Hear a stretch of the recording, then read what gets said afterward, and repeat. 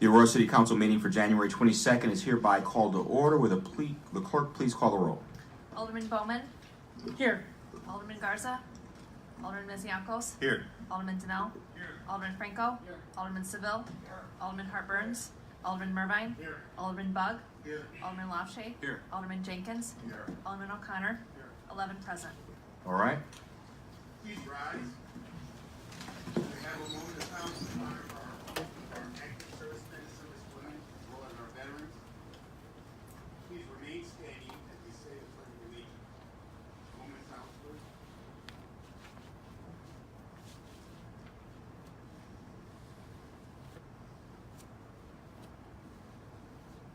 The pledge of allegiance this evening will be given by Cub Scout Pack 332 from Wolves Crossing School in the Ninth Ward.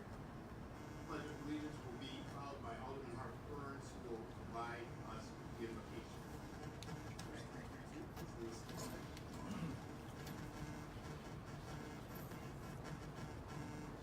Pledge allegiance to the flag of the United States of America and to the republic for which it stands, one nation, under God, indivisible, with liberty and justice for all.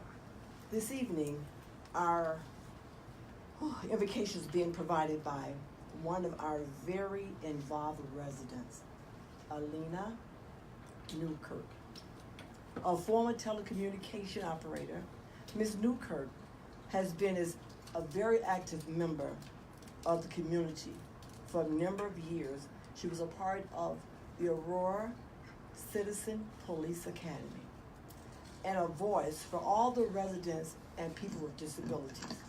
Tonight, she will become one of the founding members of our new advisory committee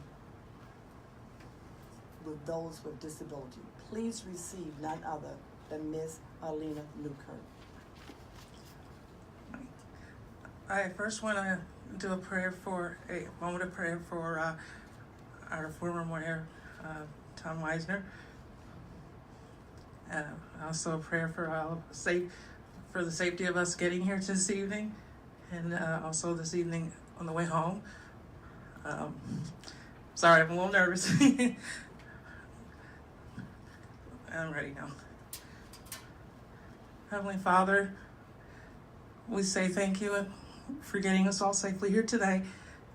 Thank you for the opportunity to become one of the new appointed Disability Advisory Board. Hopefully, Lord, I do a good job, not only just for the citizens of Aurora, but also as a representative to all of them. May we also, Lord, thank you for the opportunity for all of the other new members that are going to be appointed today, that we all do a fine job, not just representing the positions that we've all been given, but also to represent the citizens and do a very good job at representing the city for which we reside in. I wish everybody a safe trip home tonight, and that's it. I'm sorry. Amen. Amen.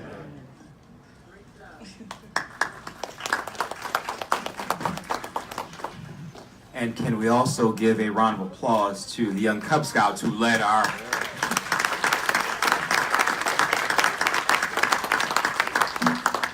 Pledge of Allegiance. You guys did a great job. Is there a motion to approve the minutes of Tuesday, December 18th, 2018 City Council meetings? Have been a motion by Alderman Hart Burns, seconded by Alderman Franco. Alderman Lofty will abstain as he was not present. All in favor? Aye. Motion carried by voice vote. Is there a motion to approve the closed session meetings of Tuesday, November 6th? We got a motion by Alderman Hart Burns, seconded by Alderman Jenkins. Alderman Franco will abstain as he was not present. November 28th and December 18, 2018. Can we have a motion on that one? We got a motion by Alderman Hart Burns, second by Alderman Franco. Alderman Lofty will abstain for that one because he was not present.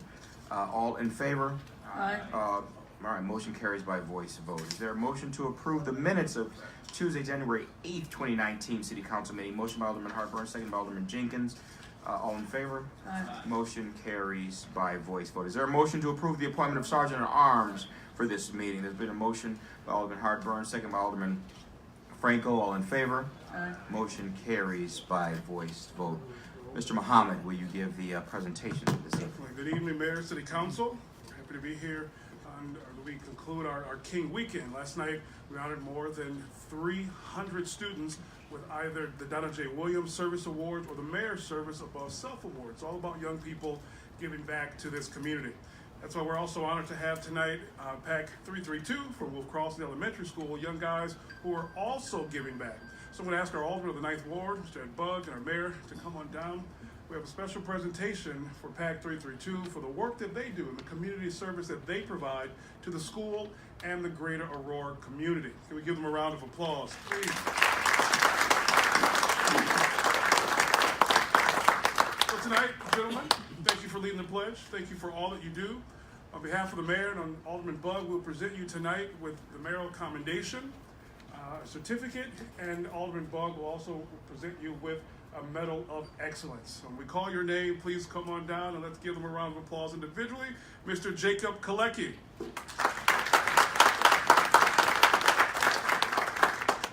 Ty Ritter. Stay down. Nick Giannoni. Frank Giannoni. Peyton Owens. Jason Reed. Nathan Torres. And Ashford Singleton. A round of applause for Pack 332. Thank you to the Pack leaders, Ms. Galecki, and for your leadership and making certain that the guys stay focused and committed to our community. We really appreciate it.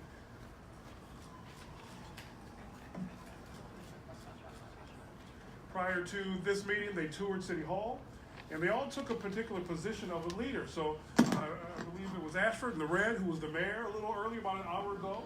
Who was the police chief? Raise your hand. Who was the police chief? That's it. There she is in the back. She's even. Come on down, take a picture with us. Who was the head lawyer? Who told me he was the head lawyer? That's Ah. Mr. Beecher right behind you. Rick Beecher in the house. So we're gonna step down here with us. So they all took different roles and positions there. This is the chief right here. We're gonna do a group picture. Everybody facing this way if you can.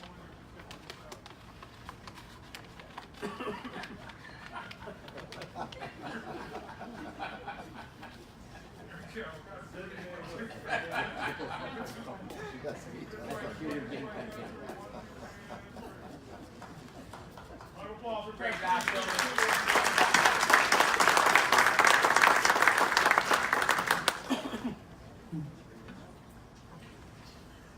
If the mayor can stay.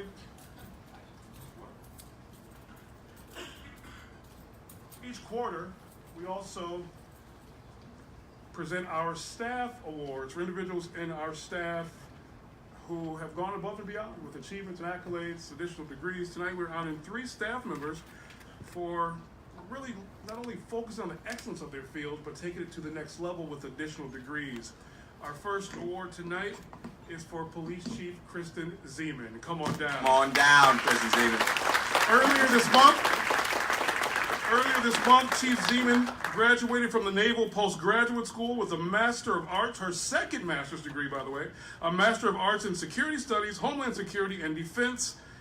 At that ceremony, which has chiefs and others from throughout the nation, she received the Curtis H. Straub Achievement Award, which ranks her as one of the highest police leaders in the United States of America. Wow. Ladies and gentlemen, please give a round of applause for our police chief, Kristen Zeman. And she's right here in Aurora.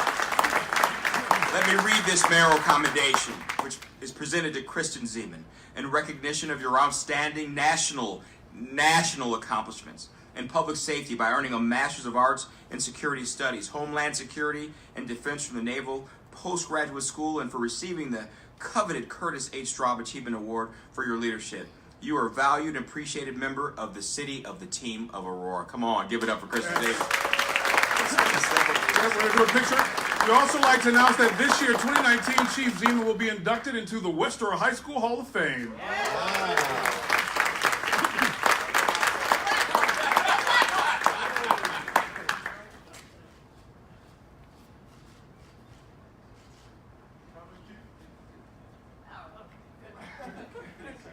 Well, thank you so much. What you probably don't know is that I started that master's degree program actually a few years ago, and when I became chief, I had to drop out of it. And then when Mr. Mayor was 100 days in office, I went to him and I said, you know, I'd really like to jump back into this program. And his words to me before I even got that out were, it's a no-brainer, go do it. So it's because of the support that we have from the city leaders here that make everyone better in this city. So thank you for your support, because we couldn't do it without you. And I really do believe a rising tide lifts all ships. So with that support, I think we're all better when we improve ourselves. So thank you very much. Thank you, Chief. Don't go too far. We're going to do a group picture as well. Our next staff honoree this evening is our Human Resource Generalist, Ms. Tasha Moss. Come on down, Tasha. Give it up for Tasha. Tasha received her Society for Human Resource Management Certified Personnel Accreditation.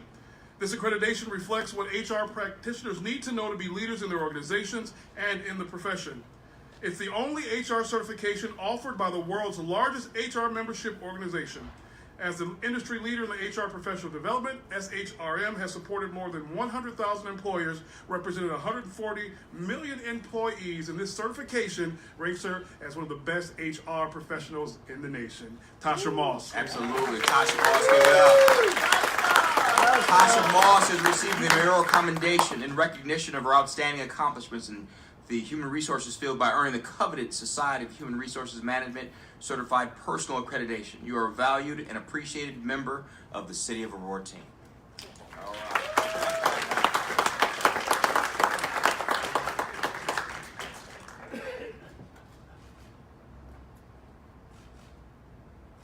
Her husband and her son and daughter all here.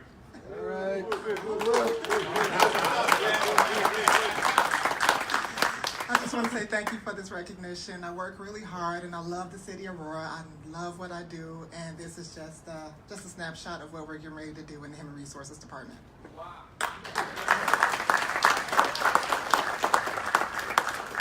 Very close. Our last recipient, certainly not least, wanted to surprise her. Please come on down to our city clerk, Wendy McCambridge. Come on down. Oh, step on down. Step on down. All right. We're so honored that Wendy also received her CMC certification. The Certified Municipal Clerk Accreditation is designed to enhance the job performance of the clerk in large municipalities. The CMC program prepares the applicants to meet the challenges of the complex role of the municipal clerk by providing them with quality education in partnership with institutions of higher learning. The CMC program has been assisting clerks to excel since 1970. Big round of applause for Wendy McCambridge. Absolutely. CMC. Give it up for Wendy McCambridge. Wendy McCambridge, you received the mayoral commendation in recognition of your outstanding accomplishments in municipal leadership and for earning the coveted Certified Municipal Clerk Accreditation. You are a valued and appreciated member of the City of Aurora team. Wendy McCambridge. All right, Wendy.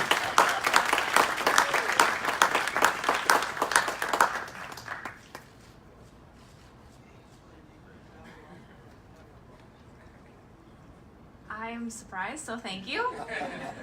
I don't have anything else to say, but thank you very much. We're going to ask that all three ladies come back for a group picture. Mayor, if you can come back down. Tosh, Chief, and Wendy. Come.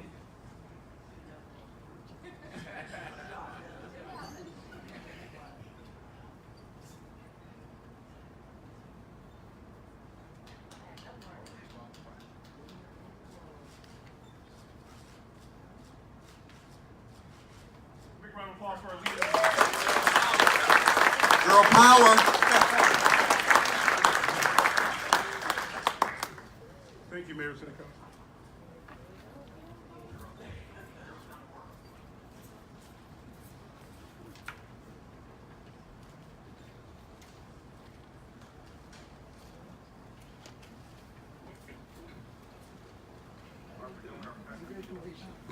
We have completed our presentations. Madam Clerk, do we have any members of the public wishing to offer public comment? Yes, we do, Mr. Mayor.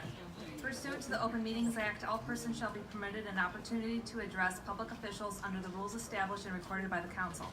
Under our rules, any person may address the city council for up to 3 minutes with a maximum of 30 minutes allotted for all public comment. No person other than the timekeeper or the chair for the purpose of maintaining order may interrupt a person recognized for public comment during his or her comments. Members of the city council shall not engage with nor respond to a speaker during the time set aside for public comment. Staff is directed to follow up with members of the public with respect to any concerns raised during public comment within the scope of the city's authority following the adjournment of this meeting. The first speaker for tonight is Aaron Duca.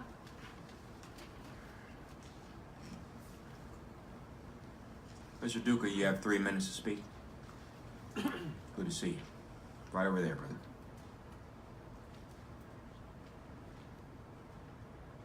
Good evening. It's a pleasure to be in this place. I would like to get to my story. My name is Aaron Duca. I bought a property in 2000 from Ed Kirch. I bought it on contract, and the property was comprised of several parcels. And I was struggling to keep the gangs out and make some money in the process, renting apartments, improving the neighborhood. I was paying taxes. In about 2007, one of the parcels I could not pay taxes on, and I ultimately bought it on taxes from an investor in 2009. It happens that the property is, it's a city park. It's the city park located at Galena and 4th Street. And from the time that I purchased and I got the title to the park, I went to the city, to different mayors and councilors, and I was trying to get my money that I paid in the park, and I continuously got denied. I was always, I will call you back. And so at this time, I would like the City Council to approve the removal of all the improvements of the park and allow me to change the zoning from a vacant lot to single family residence, and allow me to build a house over there. Thank you very much. Thank you, Mr. Duca. Clerk, do we have any other speakers? Before we go on to any other speakers, somebody from the our legal department can speak to Mr. Duca about how to proceed with this at the end of this meeting. I'd appreciate it. Clerk, do we have any other speakers? Yes, Fran Shaw. It's probably narrower than 60 feet. Good evening, Ms. Shaw. You have 3 minutes. Fran Shaw, 1109 West Downer Place. I'm here to speak about the special committee and the special events ordinances. First of all, I really appreciate all the efforts of all of you, and thank you for your time and your efforts. And certainly, work to clear up old ordinances and streamline government is a wonderful goal, and I applaud all of you. A word though. When we start to do these things, we must be careful in those endeavors. We must be prudent and respect the municipal code in a sense that's the bedrock of the city. The special committee was established under section 2-124. Here's the problem with what's going on right now. In paragraphs 10 and 11 of the creation of the special committee, it appears that you're replacing standing committees with the special committee. That's not the role, according to section 2-124 of a special committee. Special committees also are to end once their report is complete, not as is written in the ordinance to establish this current special committee. So now, here we are. This is the first bite of the apple under the special committee ordinance, new special committee ordinance. And so government, the GO committee tonight, it's important the changes that are being made with regard to special events, and some of them are great. I'm all for them. But this might affect other committees and chairman of committees of standing committees in and under the municipal code. And I would urge you all to be careful as to how this proceeds, because it will affect all of you, and it may be special events, but it could be more consequential changes to municipal code later. And I know you all have the best intentions. I just believe that you really, really need to take a long, hard look. I'm going to recommend a couple of fixes here, which are quick and easy, and will get everybody going and on the road to streamlining. One, the recommendations of the committee, the special committee, should go to the standing committee where the recommendations are being suggested for their approval, and then to the committee of the whole. And additionally, in the recommendations of the special committee on page 24, as it affects the special events, on line 7, if all you have to do is send the applications. Thank you very much, ma'am. My time is up. Appreciate it. Clerk, do we have any other speakers? Mary Ann Vincent. But Ms. Vincent, you have 3 minutes. Before you speak, is there somebody on staff here that can remove that laptop so we can see the individuals that are speaking?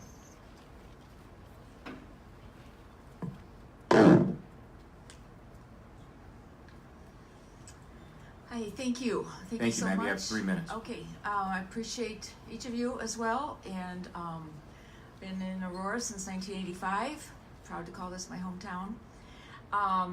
I appreciate also this open mic kind of thing where we can give our opinion on things that impact us as citizens. I am a precinct committeeman, Ward 5, Precinct 8. So I am an elected official, small as it may be. I know our government was established with a system of checks and balances. This was to avoid dictatorship. It's my understanding of that. And right now we have 4 unelected people, the Special Events Committee, and they must still, in my opinion, bring the events before the government operations who are elected, because they, the elected officials, have to answer to the constituents. And so that's what we need to keep doing, is not bypass government operations for the special events. Thank you. Thank you, ma'am. Clerk, before we go on to the next individual to speak, do we have another person that's going to speak? All right, before we go on to the next one, I failed to mention that we are about to start the regular business of City Council. Now, we had that fun part in the beginning where we're acknowledging everybody and giving out awards and slapping high fives, but now the regular part isn't as fun. But I'd like you to stay if you want to. But however, if you'd like to leave, and I know they've got some young people out there that may have to get home and do some homework and start getting ready for bed, and you guys have to travel in this bad weather. If you'd like to leave now, this might be a good time before we go on to the rest of the agenda, and we'll give you a few seconds to file out. But thank you very much for coming. We really appreciate it. You're very, very welcome. You're very welcome. You're very welcome. Mayor, I'll see you again. In 20 years, right. Maybe in this seat here.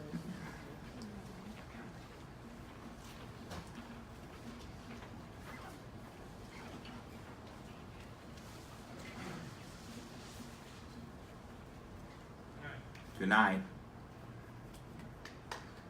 So it looks like the folks that have not filed out want to stay and participate in the rest of the business we've got going on, so we will continue on with the speakers. Marjorie Logman. Ms. Logman, you have 3 minutes. Can someone adjust the mic for Ms. Logman so she can, you got it?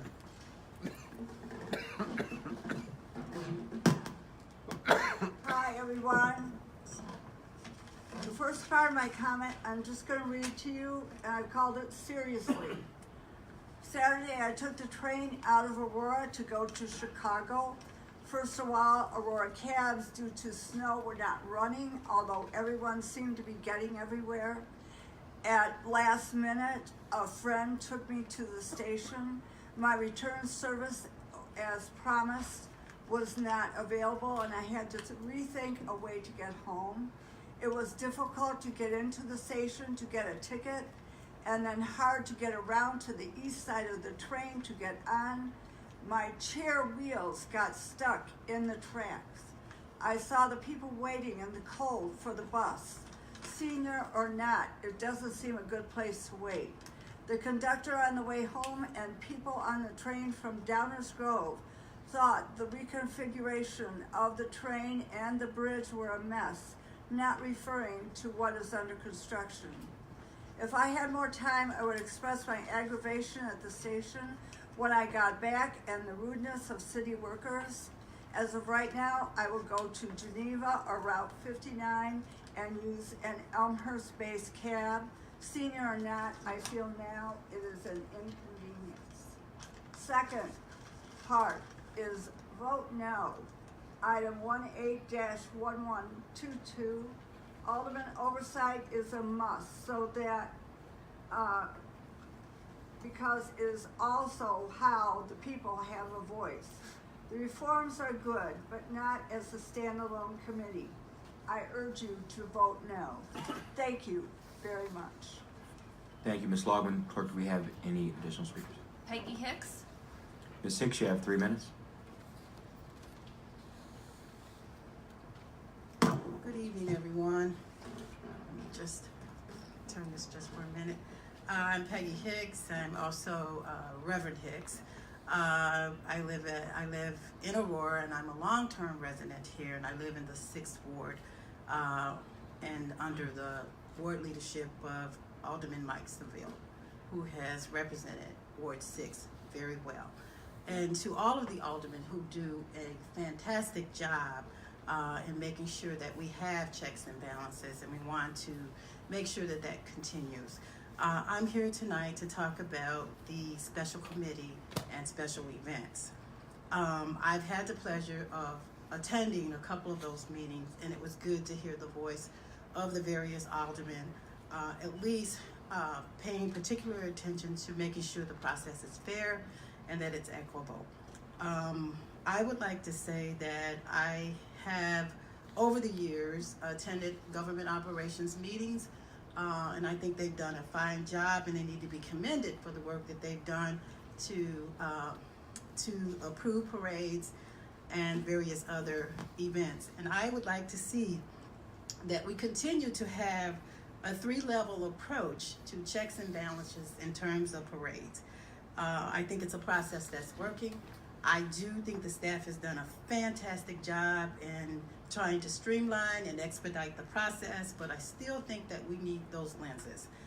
You need those 3 levels of looking at, particularly with the large parades. So I'm here on behalf of a number of individuals to say that we'd like for you to continue to have checks and balances. I think that having that lens from government operations before it becomes informational is very important. And I just want to say again, we appreciate the work that you do. We hope that you have careful and long consideration about the decision that you're about to make. We need to also be mindful of our future and those individuals that will be in your seat. So when we're making a decision, let's make sure we make those decisions that are good for those that will come behind you. Thank you. Thank you, Ms. Hicks. Clerk, do we have any additional speakers? Stephen Hendry.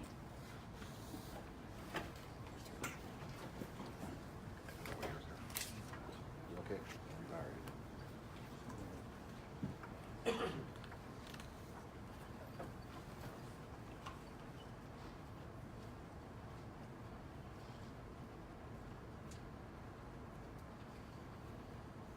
Mr. Hendry, you have 3 minutes to speak.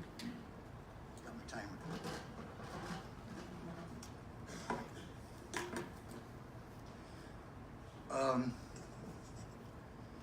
I decided to come here tonight. Oh, good evening, Mayor, Councilman, Stormtroopers. I found out I'm back in the house I grew up in, over on 2nd Avenue in Ward 2. And I found out that there's a lot pretty much behind me that the city owns and it's empty. But it's less than 60 feet wide, which at some point I suppose council members, whatever committee and people come up and change rules, laws, zoning, it was changed that a minimum of 60 foot was needed wide to build a house. Well, then I found out, I can't put an exact number on it because I wasn't given an exact number, but I thought of a way to find the exact number, and that would be for each ward, each alderman, to check with whoever knows and find out how many city-owned empty lots are in your ward. And then let your people in your ward know. You send out newsletters, let them know. Then, I think it's time to change that.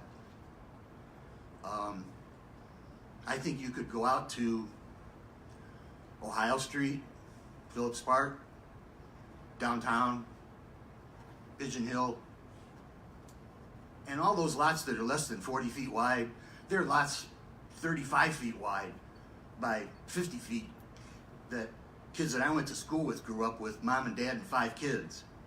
They learned to play in the neighborhood, not just in their yard. There's plenty of parks in this town. And then there's double lots. By me, there's the double lot. We had, left field was out because the neighbor's flower bed was there. You were out in left field playing baseball, but center and right were open. But I just feel that these lots could be used to maybe build by 800,000 square foot houses, maybe smaller.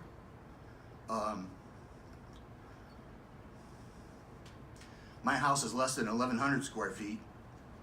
My dad left it for me, and my brother already had a house, so I kept it.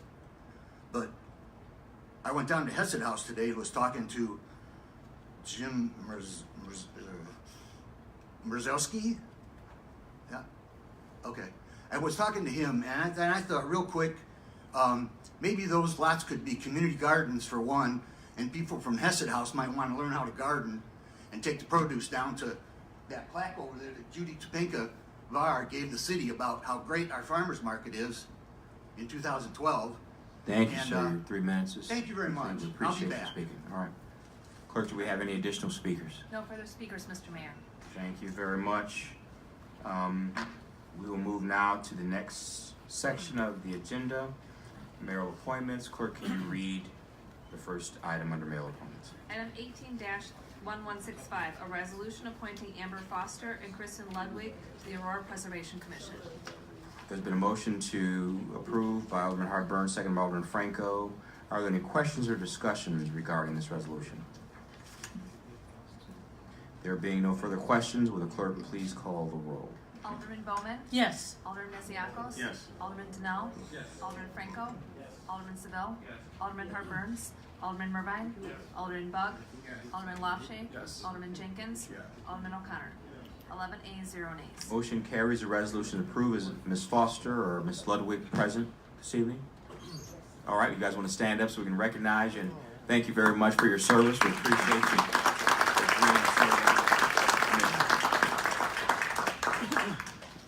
Clerk, can you read the next item under mayoral appointments?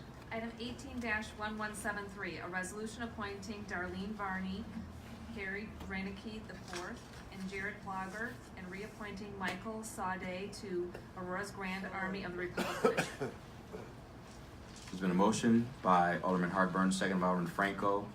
Are there any questions or discussions regarding the resolution? With no questions or discussions, clerk, will you please call the roll? Alderman Bowman? Yes. Alderman Mesiacos? Yes. Alderman Donnell? Yes. Alderman Franco? Yes. Alderman Seville? Yes.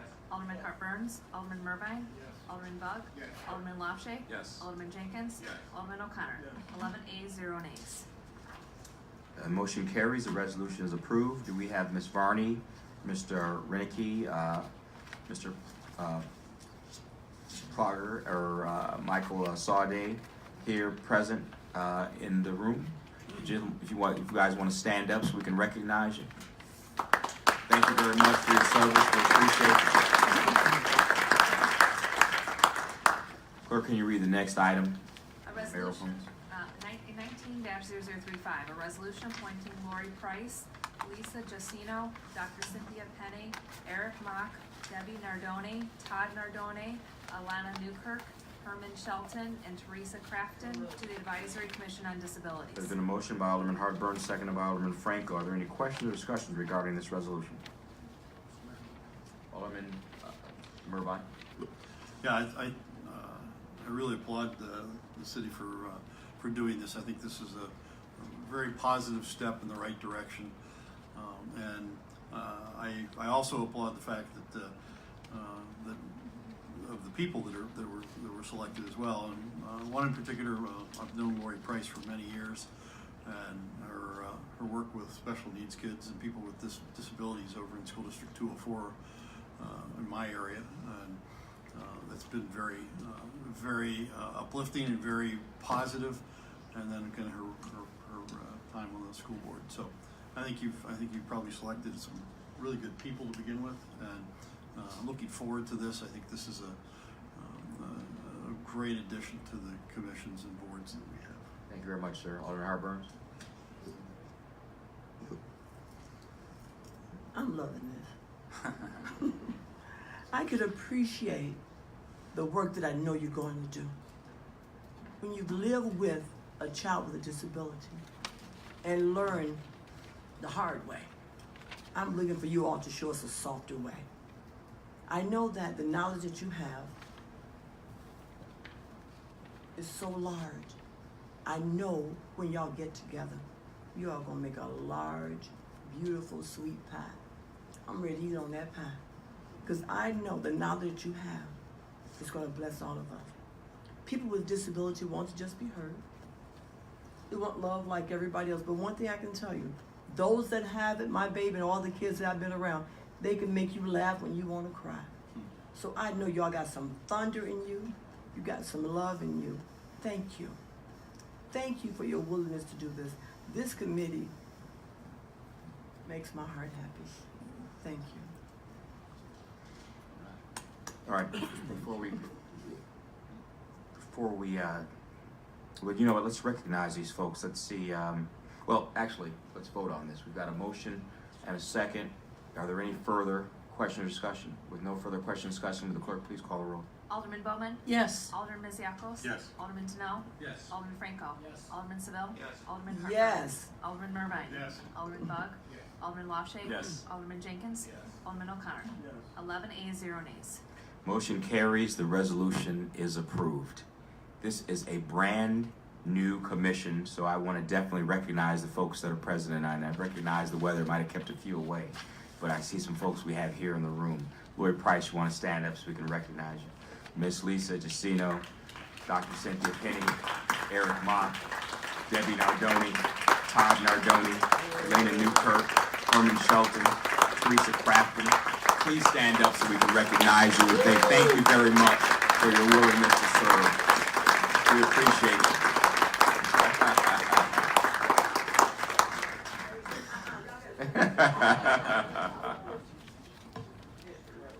Exactly right.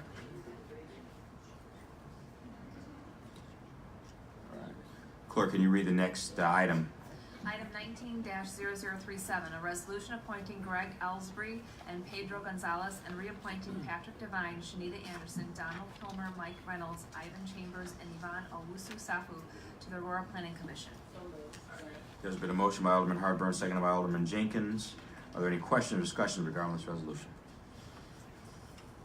With no further questions or discussion, will the clerk please call the roll? Alderman Bowman? Yes. Alderman Masiacos? Yes. Alderman Denell? Yes. Alderman Franco? Yes. Alderman Seville? Yes. Alderman Hartburns? Alderman Mervine? Alderman Bug? Yes. Alderman Lawshay? Yes. Alderman Jenkins? Yes. Alderman O'Connor? Yes. 11 ayes, 0 nays. Motion carries. The resolution is approved. Is Mr. Greg Ellsbury present? If you stand up, please. Mr. Pedro Gonzalez, Patrick Devine, Anita Anderson, Donald Kilmer, Mike Reynolds, Ivan Chambers, Yvonne Owusu-Safu. Please stand up so we can recognize you. Say thank you very much for your willingness to serve. Before we head on to the rest of the agenda, if you all who were just voting voted on by all the aldermen here onto the new commissions. If you would join me down front so we can take a picture all of it. Come on. We take you as a group first, individuals first. Can we have Amber Foster and Kristen Ludwig come down, and Mr. Michael Saudi first? We'll do this group first. Again, it's Amber, Kristen, and Michael for the Preservation Commission and the GR Commission. We'll pull the next group.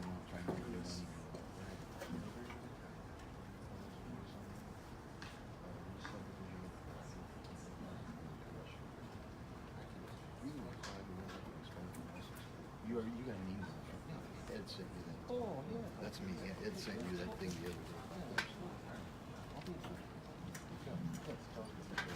Thank you. Yeah, you're welcome.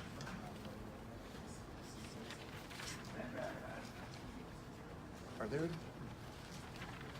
could you go back in the records and see when that 60-foot minimum? Oh, yeah. Give them a round of applause. When did that come into effect? Next, if we could have the Aurora Planning Commission, Greg Ellsbury, Pedro Gonzalez, Pat Devine, Shanita Anderson, Pilmer. I believe Mike Avin or Yvonne are here, but Mike Reynolds, Ivan Chambers, and Yvonne. Lots that small, smaller lots within a perimeter could be not. I don't want a $300,000 house out of White Hills built on a 45-foot lot. I don't mean that. No, right. I mean the ones that have had, the ones where I said, the mapping I said. And if these people have got, if they've got the smarts to go back and see how many are in. I heard there were more than 100.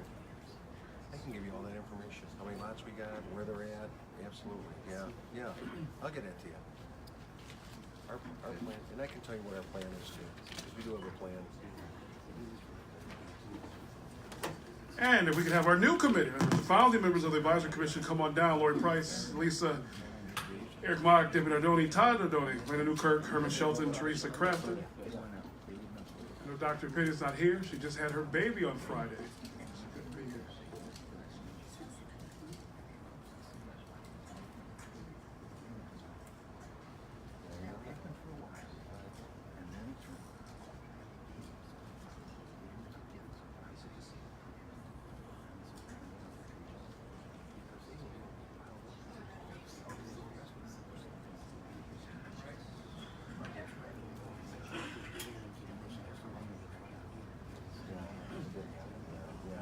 I think we were a little late to the dance on that one.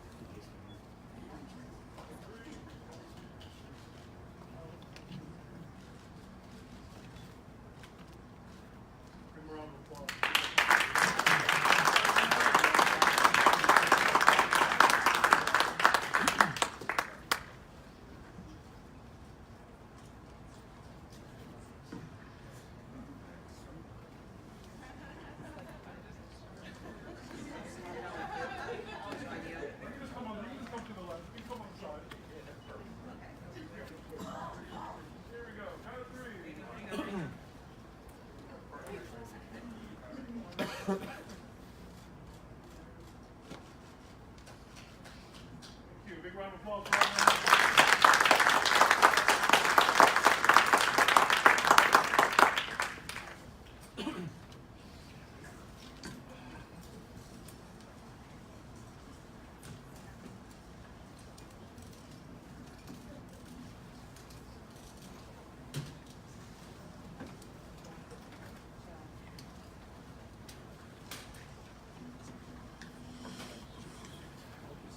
All right, I'll give those folks a few minutes to file out that may not want to stay for the rest of the meeting.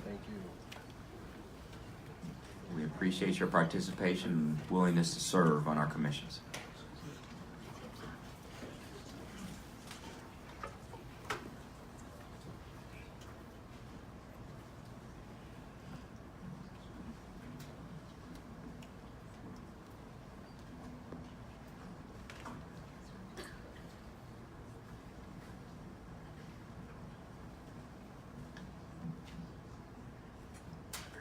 Thank you.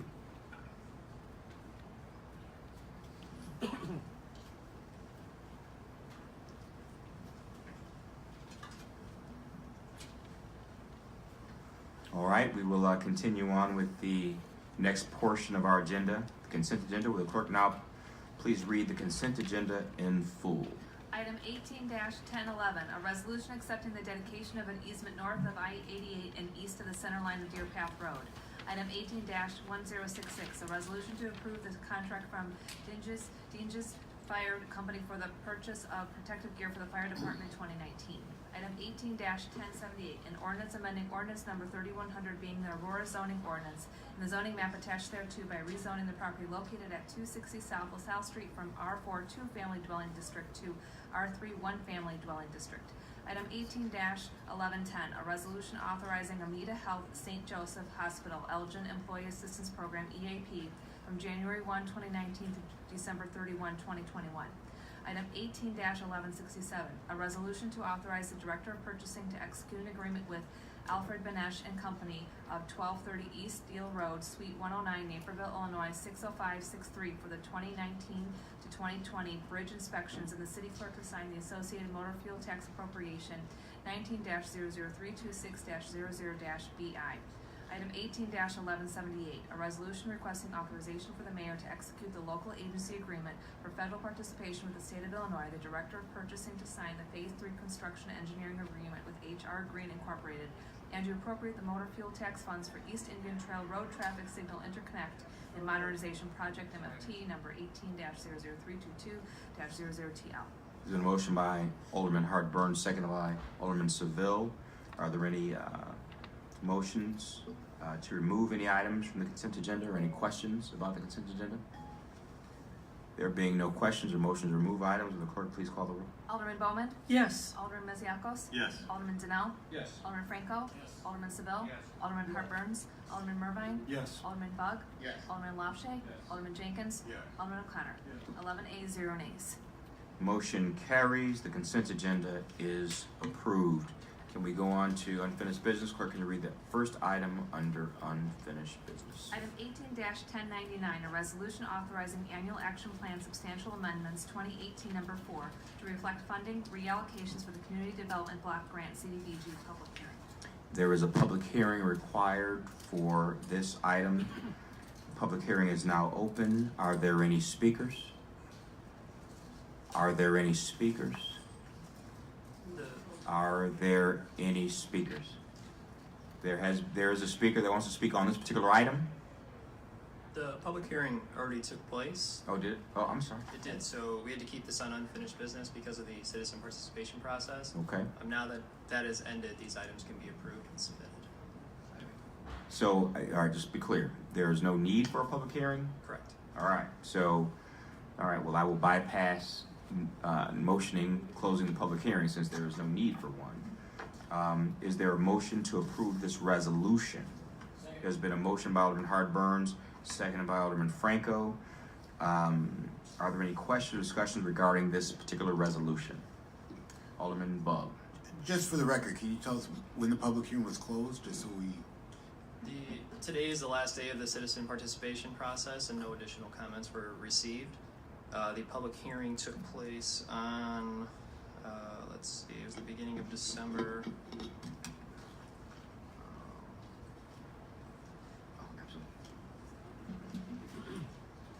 You don't have to go back. So they just had to contact by 5 o'clock, close the business today, 5 o'clock? Correct. Okay, thank you. Any other questions? There being a motion, a second, clerk, can you please call the roll? Alderman Bowman? Yes. Alderman Mesiacos? Yes. Alderman Denell? Yes. Alderman Franco? Yes. Alderman Seville? Yes. Alderman Hart Burns? Alderman Mervine? Yes. Alderman Bug? Yes. Alderman Lopshay? Yes. Alderman Jenkins? Yes. Alderman O'Connor? 11 A's, 0 nays. Motion carries. The resolution is approved. Clerk, can you read the next item? Item 18-1117, a resolution approving the 2019 annual action plan funding recommendations of Community Development Block Grant CDBG, Home Investment Partnership Act Programs, Home and Emergency Solutions Grant ESG. Before we go on, this one also states it requires a public hearing. Is this the same situation? Correct. Once again, the public hearing was held on the same day as the first item. So as of today, a public hearing is not required? Correct. All right, well, in that case, we have a motion by Alderman Alderman Jenkins. Is there a second? There's been a second by Alderman Hart Burns. Are there any questions concerning the resolution? There being no questions, will the clerk please call the roll? Alderman Bowman? Yes. Alderman Mesiacos? Yes. Alderman Denell? Yes. Alderman Franco? Alderman Seville? Yes. Alderman Hart Burns? Alderman Mervine? Yes. Alderman Bug? Yes. Alderman Lopshay? Alderman Jenkins? Yes. Alderman O'Connor? 11 ayes, 0 nays. Motion carries. The resolution is approved. Clerk, can you read the next item? Item 18-1122, an ordinance creating chapter 41.5 entitled Special Events. Before we ask for a motion to approve this item, staff, do we have a presentation? Yes, good evening, City Council.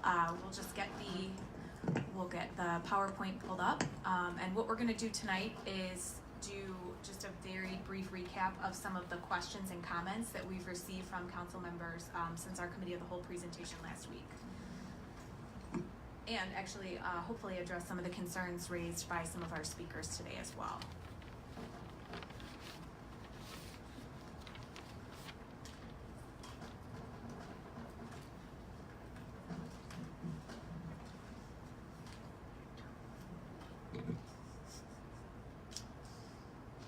All right, there we go. So just to recap, this ordinance proposes to create a new chapter 41.5, which combines, I think, 6 sections of the code, 6 different sections of the code, everything related to special events we are proposing to put into one new chapter. Again, just to cover the goals of this process, we were looking to create one application, one department to manage the process, as in one department is managing to make sure all of the other departments and anyone that wanted to provide feedback on the process has the opportunity to do so, and that those comments are included. So one department is responsible for that. Multiple departments provide feedback and approval, and again, this also includes the City Council. One of the requests from last week was to send the completed application to all of the aldermen prior to it going to staff for review. So any comments, questions, concerns, etc. can be taken into account during the review process. So again, that's open to all 12 aldermen. Remove any outdated language and provisions, create better resources for people looking to plan events, cost recovery provisions, legal protection for the city and constitutional compliance, and then also a clear approval, denial, revocation, and appeal process. So one of the areas that several council members had questions about is the legal protection aspect. So I'm going to turn it over to my colleague, Deb Lang, to explain that a little bit further. Good evening. Let me get this slide. No, I've got it. So I have put on the slide legislative immunity versus qualified immunity. As legislatures, you have legislative immunity when creating an ordinance. So tonight, if let's say something is unconstitutional with this ordinance, you have absolute immunity, meaning if a plaintiff filed a lawsuit, named you individually, in your course of conduct as an alderman or alderwoman, you are absolutely protected. Now, qualified immunity, most public employees will have that unless there is a reason pulling you out of the qualified immunity. For example, the special events primarily are going to be dealing with First Amendment issues as far as the content of what the special event is about. If a plaintiff files a 1983 lawsuit and names one of the aldermen or alderwoman as in their individual capacity or their official capacity, that could potentially open up personal assets. So I know that was one of the questions that came from some of our committee meetings, some of our discussions one-on-one. So like I said earlier, qualified immunity is available to public employees when sued in their individual capacity. When is it not? Issues with First Amendment. The Supreme Court has issued numerous opinions on what the guidelines are. You have probably heard me previously speak about content-based speech. We cannot make decisions based on the content of the speech of these special events. If a decision is made based on the content of the speech, that will strip any protections with the qualified immunities. And again, the city is able to indemnify. They cannot with punitive damages. Once you're open to that, punitive damages opens up your personal assets. So that is something to keep in mind. You will also see on one of the points a heckler's veto. This has been discussed in a Supreme Court case about public forums. So if, let's say, the ordinance is, as drafted, is amended to include a government operations process, and there is a portion for public comment, just like tonight, and there was going to be a decision made. Let's say there's 5 or 6 speakers that come out and are voicing their opinion as constituents of the city, stating they don't like the content of the special event, no matter what the subject matter is. They don't like the content, the speech. It's not right, not representative of the city of Aurora. And then the aldermen make a decision. The court will look in, they call that the heckler's veto. Perhaps the aldermen or alderwomen state that it was for public safety issue, that they did not vote one way, but the court can look at the other, the whole circumstances, the public comment, perhaps that swayed them, and there was no evidence of public safety issues. So that's another item to be aware of that takes away that qualified immunity.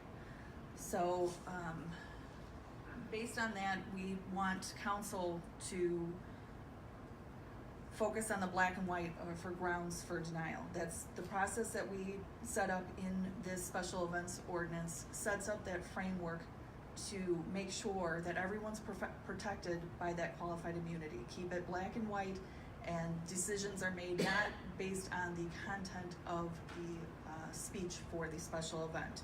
So some of the reasons for denial, as outlined in pages 20 and 21, section 41.5-134, an incomplete application. Resources, after sitting down with everybody coming to the table, that shows that the resources required to ensure public safety at the venue will impact other portions where, let's say, the police cannot protect other portions. That is a reason for denial. Any special event that would violate local, state, county, or federal law. Again, going back to the public safety portion, that the event would prevent public safety, ambulances, fire trucks from getting to certain portions of the city. Additionally, the event organizer is unable or unwilling to comply with the portions of this chapter, or based on the post event evaluations in the previous 3 years. So we try to provide a framework to, again, protect everybody and keep the ability to have qualified immunity. Does anybody have any questions based on what legal counsel just stated? All right, before we go on, let's just ask some questions based on what legal counsel stated. We've got Alderman Mervine. Yeah, so Deb, if you could, I mean, essentially, many of us and many in the audience have, for years, been on different boards and councils, and homeowners association boards and church boards and a number of different things. Okay, all of them have, the required insurance to make sure that you don't end up having those kind of problems. Okay, so. I find it kind of interesting that that the city doesn't have that same backup, for those that are willing to serve as on the city council. But as part of that, I think it's kind of interesting to find out to understand whether or not who's going to end up running for council in the future if they understand that. That they could be sued for their own personal assets. Okay, but in addition, I think it should be interesting. I mean, you've got the people at special events, you know, if as part of their job, if they, you know, if they are also, because before it gets to us, there's an awful lot of work that gets done in special events, okay? And there's an awful lot of yes and no, okay? And there's an awful lot of qualification in terms of things, okay? You know, so, you know, if you're telling us that, you know, we would have personal liability, then that sounds like that the people in special events also have personal liability for all of this as well. If they're making decisions based on content of speech, yes, that would open. Well, but you're also implying that because of some of the court cases that are out there, that have been out there, the precedent, okay, that you know, it really doesn't matter whether it's true or not. You could end up being sued, and somebody could try that as a solution to try to get what they wanted. It would open them to punitive damages. I should have clarified. And I also, Mr. Alexandro is up here that can, the council members would be indemnified. If it can take you out of that, though, if it's based on content-based speech. So perhaps that wasn't clear enough. The insurance as it is does indemnify, but at a certain point where if a court finds that you were acting in your individual capacity, that could open up to punitive damages that the city does not and cannot cover. I understand. Okay, so but my concern is that, you know, what you're suggesting is that there's a whole lot of people here that are doing their job that you know, either the city's not going to back us up, or you're saying they now will back us up. Okay. But, you know, I'm concerned about all the work that has to be done, you know, by Gina and her team and, you know, subsequent team all along, you know, throughout the years coming up here. Council, will you make a distinction between what Alderman Irvine is suggesting and doing your job and violating the a person's First Amendment rights? Make a distinction between the two. If an employee makes a determination based solely on the content of the speech, which is a violation of U.S. Supreme Court law, that is the separation. That would take it to the punitive level. So essentially, a lot of what has happened with GO in the past, okay, you know, a lot of it when it comes to us from special events, you know, obviously a lot of the work is done. They've worked very hard. They've been understaffed. They've done a lot of work, and yes, you know, we're a bigger city now, and things are moving on pretty well. So the key though is how, you know, at what point, because I don't see that, you know, in the history that I know of, that we've really turned down an event, okay? But what we've done is, GO has been able to help improve the event, or improve it for the citizens of the city, which means that they've been able to bring in the you know, some of the concerns for shutting down streets, for the hours of music, and a number of other things. The GO has been fairly good about providing feedback along the way. Okay, so are those the kind of things that would be considered a problem in this situation? That is not based on the content of the speech. I mean, that's a lot of what we look at doing. Like I said, I can't remember the last time we turned down an event. I know the city, and the city before it got to us has turned down an event or two over the last 10 years when cars were driving through neighborhoods and things like that. So, but I'm not sure where we have. It depends on the whole circumstances. If it's just solely about loud music at a certain hour, then that's not based on the content of the speech. But if a group is, if it starts coming down to numerous items that can tie back to content of the speech, for example, if it's neo-Nazis and we are focusing on A, B, and C, timing, how many protesters, I mean, those are, the court can look at that as being based on the content of the speech. Can we turn something down if they're not going to pay for something as a private organization? They would have to pay the application fee, and that's the first step to get right anywhere. But beyond that, if they weren't going to pay for, if they refused to pay for public safety type things, for police and other workers, is that something that either special events or GO, for example, would that cause problems? The current ordinance in 41.5. I think to answer your question, if someone was unwilling to pay or they're unwilling to meet the requirements as laid out in the draft ordinance, the answer is yes. That would be grounds for denial, but that's very clearly laid out as a reason they would not be permitted to have their event. And all right, we'll be clear. All right, so the reason we're looking to amend or change the ordinance of the past that Mervine is talking about, because we don't have any clear determination of who's responsible. If we leave it the same as it is today and continue to do what we've done in the past, they would not have to pay.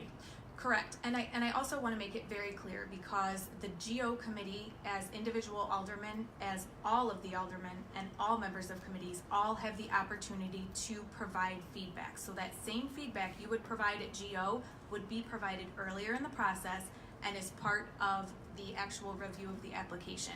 The difference is we're opening up to all of the aldermen, which was a conversation brought up by the Special Ordinance Committee as something that they would like to see in terms of events that happen downtown.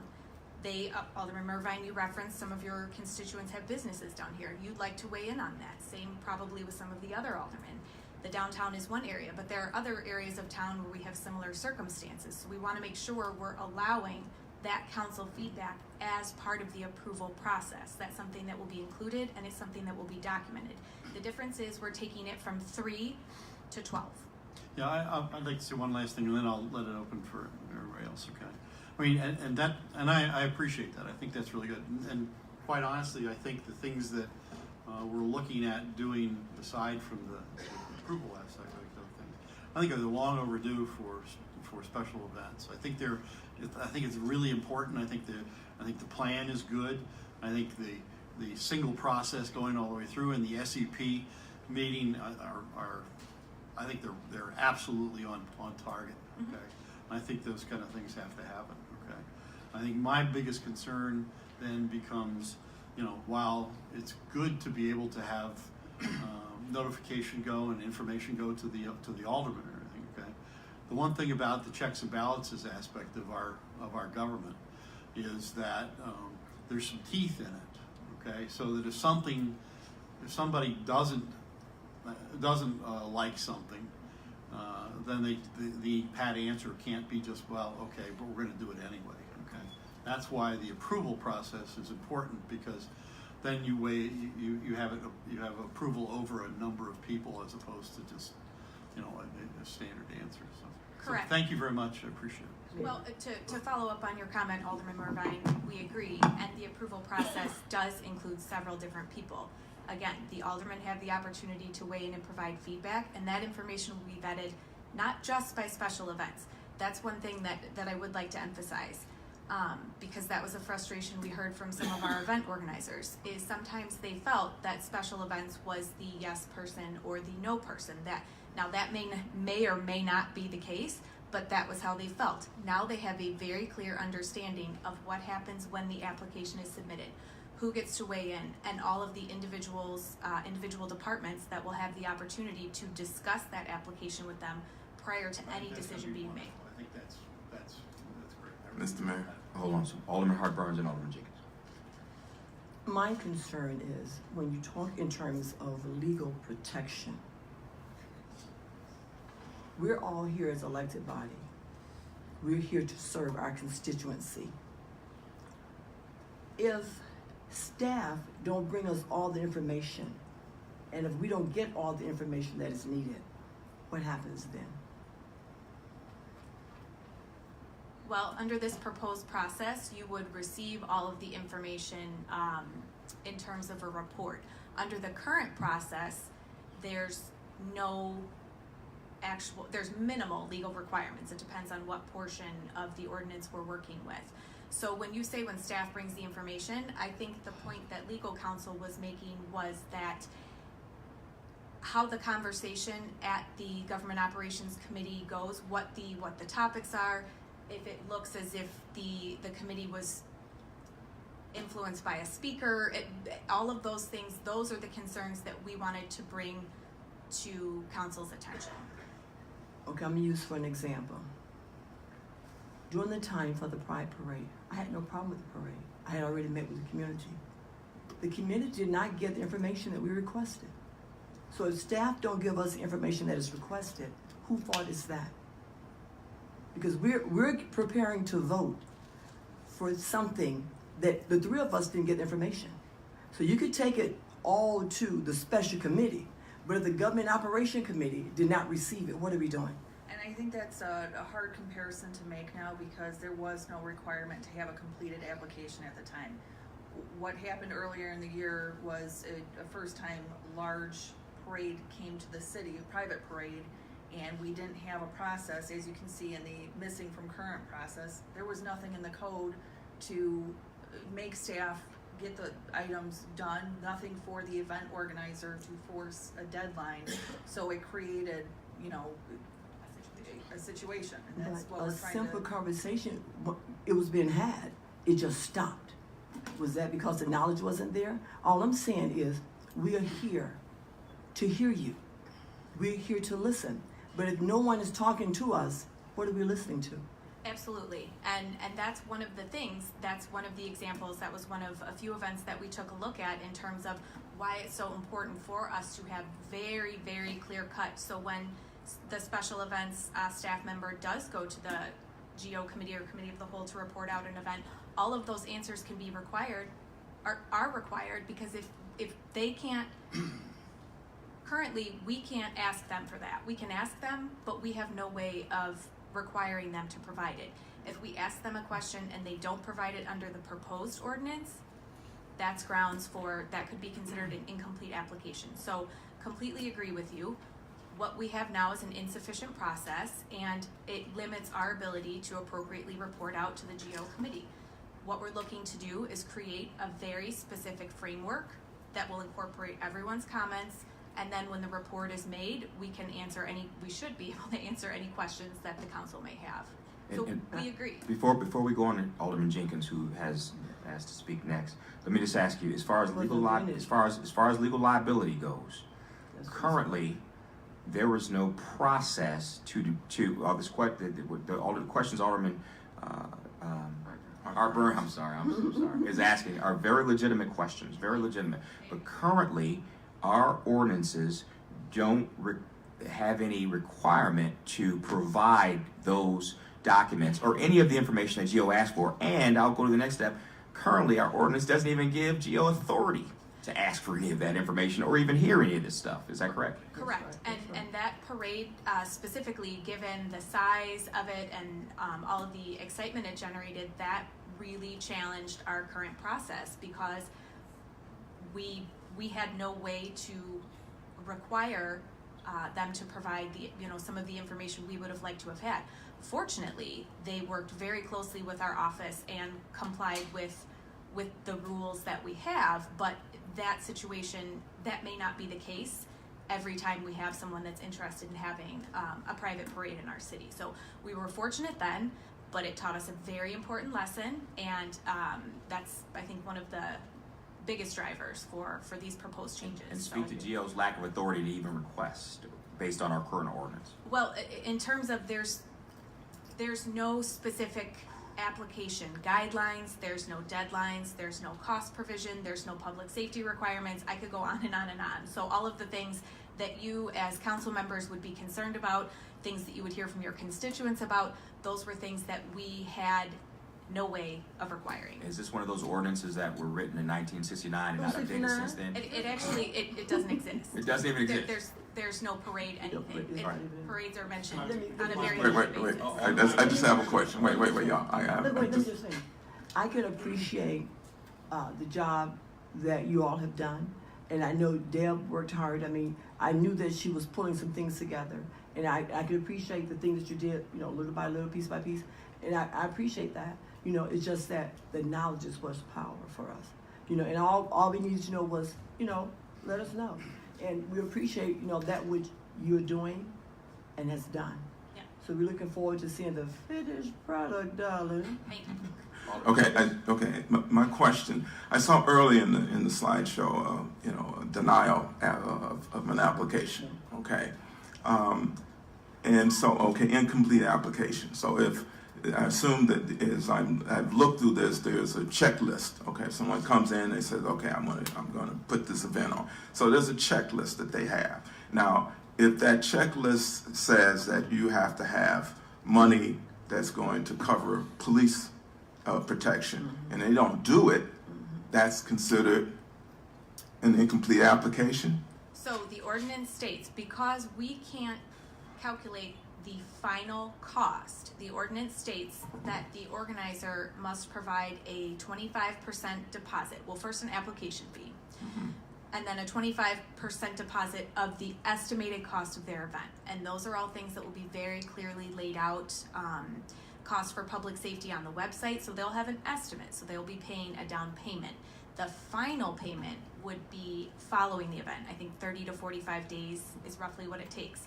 If they do not pay, and we send mouse after. We'd have our friends from legal, and then that would be something that would go into the post-event report. And if that person comes back next year and says, "I had a great event, I want to have it," they have 3 years until they're able to even apply again. But I just want to make sure that when we say incomplete application, if the things that are listed that they have to do and they don't, it's incomplete. Yes, and you as city council members would not even see that application because we'll only be forwarding applications that have been completed for feedback. Thank you. Alderman Lofty. So I feel uniquely qualified to discuss the legal aspects of a Section 1983 lawsuit because everybody knows I represented Mooseheart for 3 years on a Section 1983 First Amendment rights case. So you've opened the door here, which is a little disturbing, I will be totally honest, because what you're saying is that, and I think Alderman Burbank actually, although he's not a lawyer, he said he plays one on TV, he had a brilliant point that if we let one person approve this and not go to a committee, there's less layers. We'd be much better off having Gina or someone like Gina, Gina's person, that job, approve it with all the stuff, and then the GO committee approve it. Much better. I mean, there's not even a question. I don't think anybody could argue that in their right mind. However, what concerns me is what you're saying is that if something like this happens, that the city's not going to back us. I mean, with the parade, we had several meetings, and we were told we had to approve this. It was very thought out and very careful. Punitive damages are only when it's a callous disregard to a plaintiff's rights. There's no way with Rick Veenstra and the mayor and Alex that we're going to do anything quickly without super detail. I'm sorry, the polls in the way. I would agree with that assessment. Using your example of the Pride Parade, we sat down and a decision was not based on the content of the speech. What I am discussing is when we take it to that callous where the U.S. Supreme Court has said you cannot base it on the content of the speech. Right. It hasn't gone there, and the city indemnifies for the lawsuits, but if it crosses that line and gets into that section and it opens up punitive damages, that's where So, you can't. I'm not attorney, hold on a second. So, attorney, what you're saying that you're uniquely qualified because it's a 1983 thing when you represented somebody, that only applies when you violate the First Amendment. So what we're talking about is creating a process that ensures we don't violate the First Amendment. I agree. I think absolutely we need to change this amendment. The staff, Gina, Alex has done great work. I totally agree with changing it all. However, like I said last time, we change it all and then we have the GO committee approve it. It's another layer, it's checks and balances, and when we approve the special ordinance committee, we said in the ordinance, it says, we know that we're we're stepping on the toes of a committee that's already valid, but we're gonna look at amending things. It didn't say we're gonna take things away. This is a big thing, and I think it provides an extra check and balance.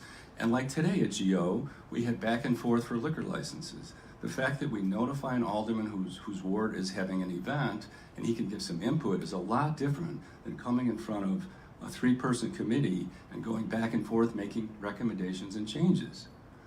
You know, we seem to want to railroad stuff through, and then now we're talking about the special ordinance committee. Well, let's open it up to all the aldermen so they can read the stuff. That's great, but we have a $400 million budget, and we're still not opening that up to the other aldermen. I can't understand what the heck he's saying, but why don't you go ahead and respond I as just best wanted you to can. clarify one point. State law does not allow the city to cover punitive damages, so it's not a city decision or insurance. It's But you are going to defend us, Rick, if we have issues. At some point, when you're dealing with First Amendment jurisprudence, Right. when something is so clearly established as a right, such that the qualified immunity is no longer available, you're not too far from the callous or the disregard of that person's constitutional right. So if you're in a situation where it is such a clear-cut right, Yeah. that's when they'll also allege a punitive claim. So you may lose the qualified immunity at that point. They may push it a little bit further in terms of what they're alleging in the So complaint. we got sued with Scientel. We got threatened to be sued by the ACLU if we didn't approve the Pride Parade. In those instances with Scientel, the city defended us, Correct. right?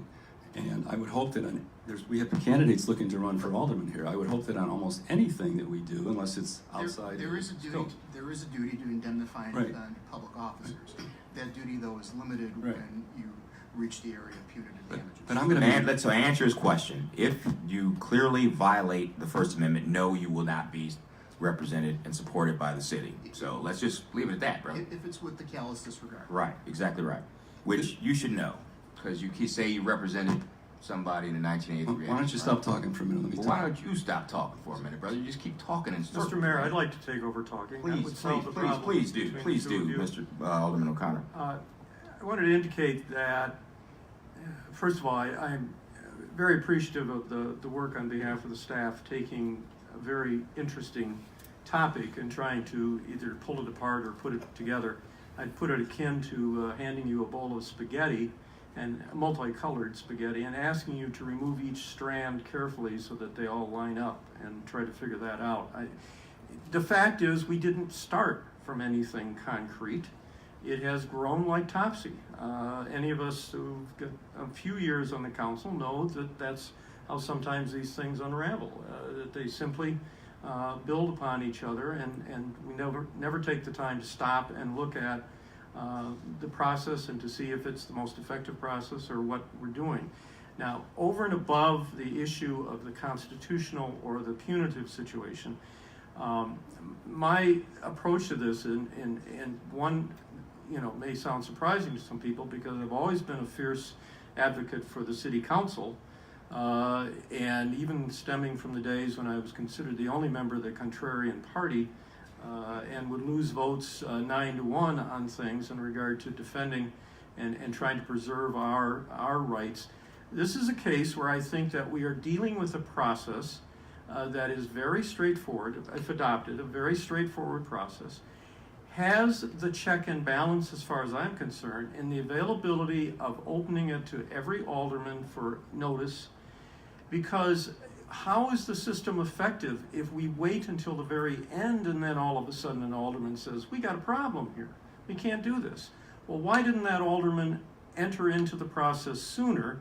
Well, under the old system, it really didn't make any sense on how that could happen. Under the new system, if that alderman or alderman in regard to issues are notified immediately as to when the whole process starts, and they've got a serious problem in regard to either the participants or the content of the event or something that needs to be brought to everyone's attention, I think that's your check and balance. I think it falls back upon what is our responsibility as aldermen to do that kind of work. So I think if we get it to the point where the Government Operations Committee would turn it down or start to question, I'm not sure on what basis they're questioning that they wouldn't have to go backwards through the whole process in trying to unravel why we don't want to do this.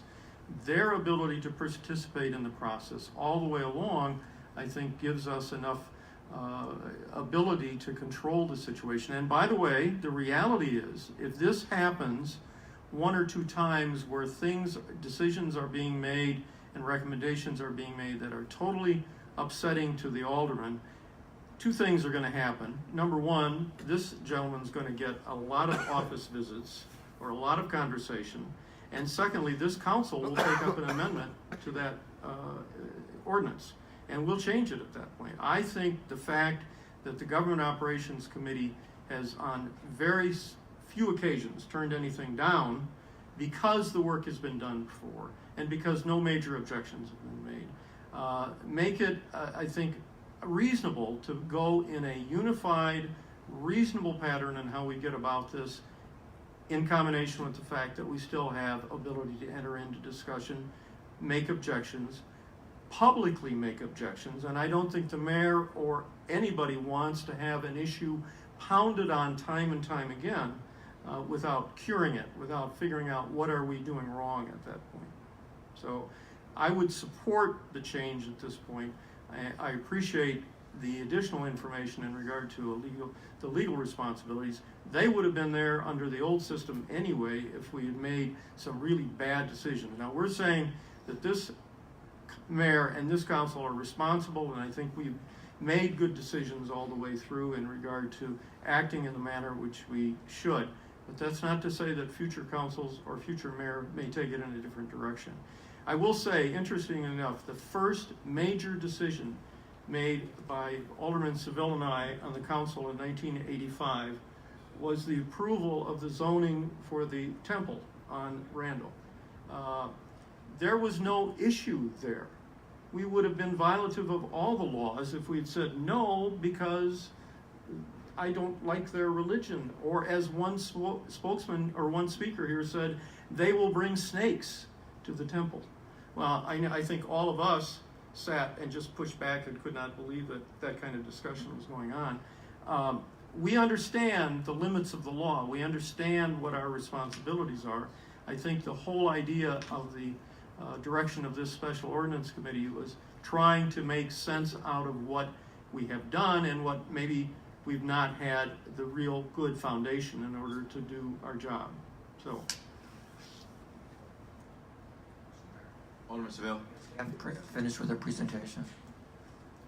Essentially, we've covered most of the things that we were going to cover, just from in terms of checks and balances, which have been referenced. We've covered these, and then this was just this was for Alderman O'Connor. This was a flow chart of the proposed process. So you'll see the completed application is submitted to the Special Events Department, again, because they are the clearinghouse where the application is received. Is it complete? Then it may be sent out to the alderman. Comments are collected and taken to the meeting with city personnel for review with the applicant. Changes are incorporated, application is re-reviewed, another meeting may be needed depending on the size of the event. Upon completion, the information will be compiled and staff will provide a comprehensive report to the GO committee.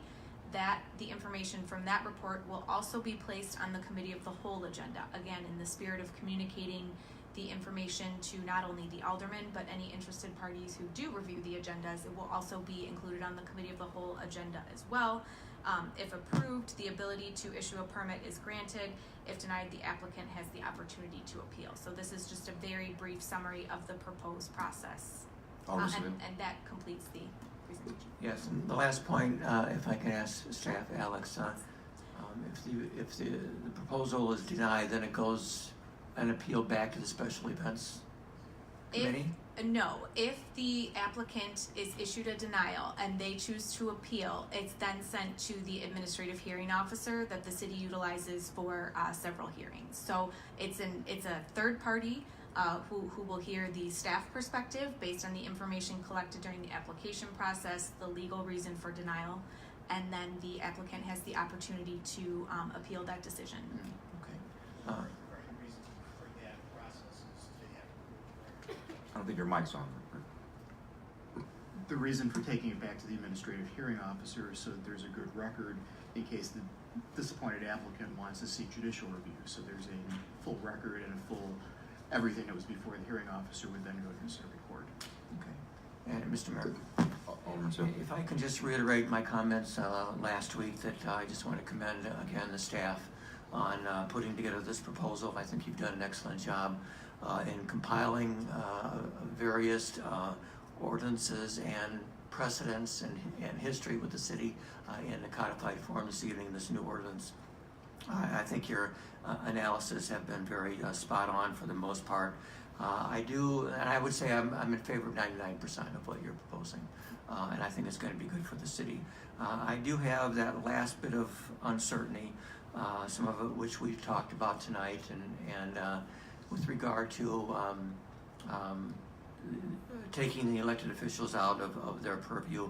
And I just want to say historically, when the change of form of government, and I can't speak specifically to what happened in the commission form, but in '77, all items in this realm were taken to the GO committee of the whole, and city council.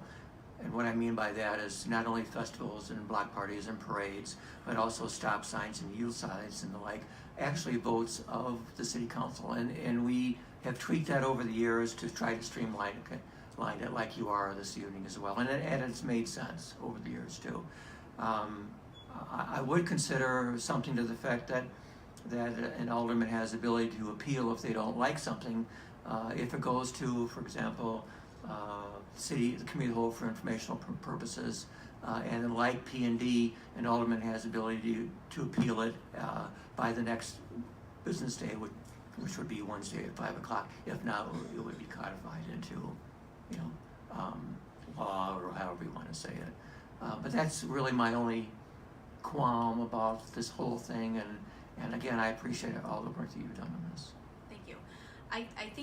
I believe that the difference between this process and the P&D process is that the aldermen are in from the beginning. So the appeal is essentially built into the approval process. So if you had a serious concern that staff could utilize to potentially modify the applicant's request, then that's something that would be incorporated and also documented. So the appeal is built in. It's different than what we've done in the past, really. I understand, and that's why I felt very comfortable with these items going to GO, because I think it's been a good committee historically, and I think they've done their fiduciary duties over the years and has done a good job.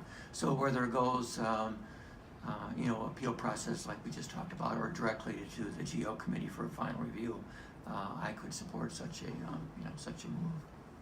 Mr. Mayor. Alderman Jenkins. I too want to commend staff for this work. I think it sends a message that we are willing as a council, as a city, to look at streamlining the processes. We have some other things that we have to work on to streamline, and I hope that we can get to it. And a number of staff know what I'm talking about. But it's the type of thing that it gets out to the development community, to really the region, that Aurora is not going to sit back and have things that were developed in '69 and still operating it. And so it's the message that we're sending. And I'm very glad that we're doing this, because we have to continue to send the message if we want to go to the level that we want to go to. Alderman Bowman. So from the process, you're going to do a report to the GO committee? Yes, and this would be, what will happen is similar to what happens now. A representative from the Special Events Department, I know we keep saying Gina, but Gina will not be working at the city forever. So we love you, Gina. We'd like you to work forever. A representative from the Special Events Department will attend the Government Operations Committee with the list of approved events, and the aldermen, similar to now, they will have the information in their packet. They'll have it as an agenda item. They will be able to review it exactly the same as now, So and they're ask not being questions. cut out. Yeah, they're not being cut out in the process. No, and it's just a different process, and we do understand that this is a significant change, and again, we do very much appreciate the comments and the feedback that we've received from the city council, and we have worked hard to incorporate them, and it's a change, but again, we do feel that the opportunity for council feedback is very much there, more so than it is now. Right, and I do appreciate having the aldermen in on the early process, and coming back at the end through committee of the whole to see the whole event come together that has met all the muster of all the departments. So I don't have a problem with it not going to GO. That this process is fair, everyone's informed and equitable, and I think streamlined where it's needed to be from the past. Alderman Franco.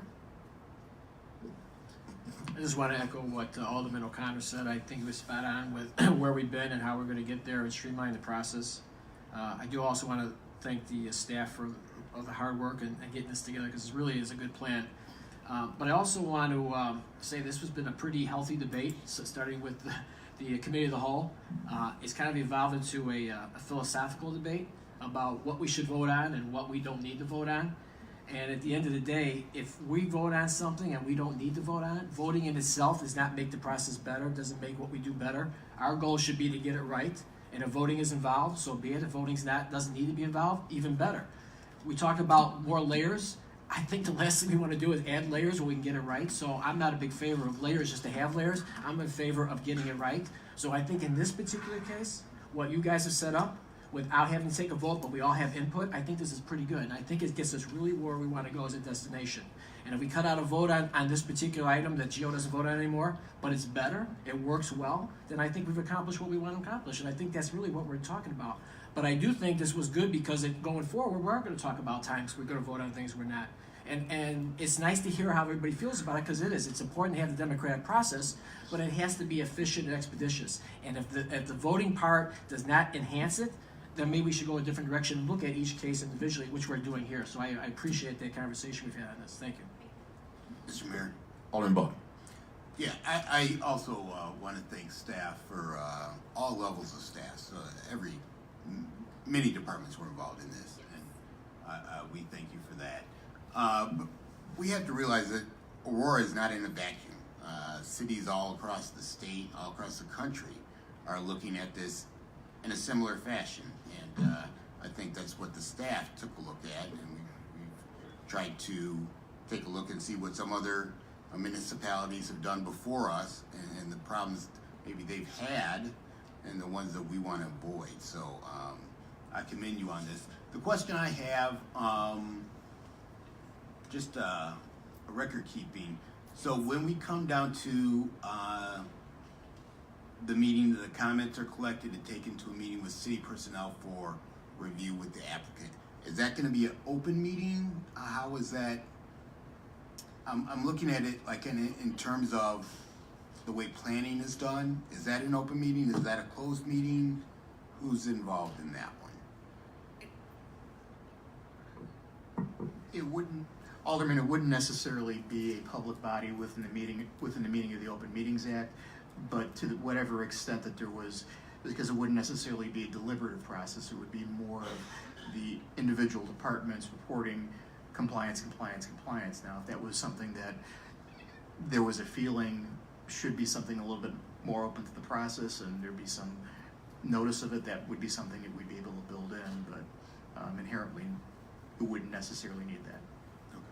So I was just thinking, as we go through, and as Alderman Hart Burns and others have stated, the input and the experience from the input is necessary through the process. So I was just thinking at that point, that's where we still want to keep the involved aldermen involved. So if it's a downtown event, to keep them involved, they have the pulse of their constituents. If it's a far west side event, to keep that alderman involved during that process, and to work with city personnel even through that step.